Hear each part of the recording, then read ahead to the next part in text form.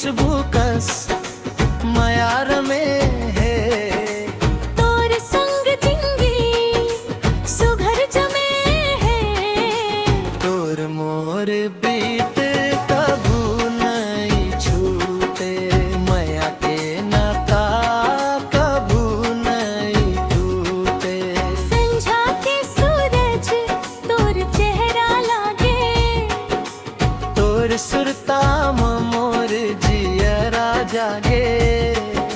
मुस्कान तोर बिहिनिया के घामा। तोर बिन सूना ये जीवन धामा। तोर मोर बीत कबू नहीं छूटे, मर के नाता कभू नहीं छूटे।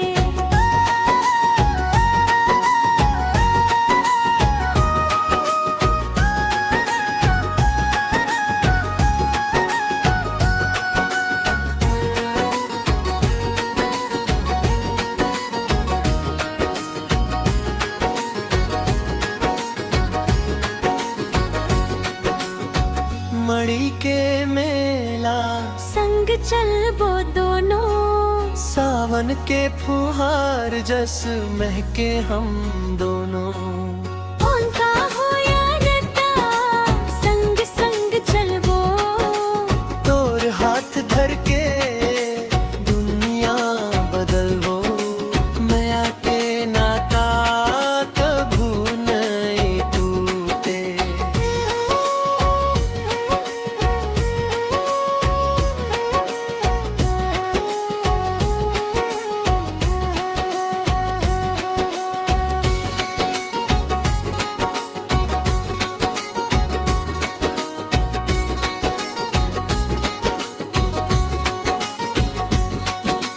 बाजा के ताल मां मिल के गाबो।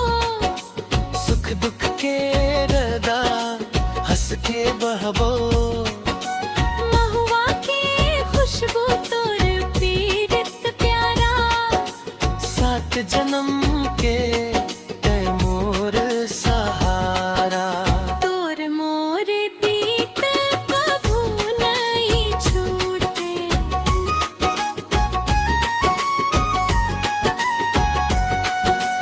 अंगना मतोर अब तेरी बाजे। तोर नाम के ही शहनाई सजे। माया के रंग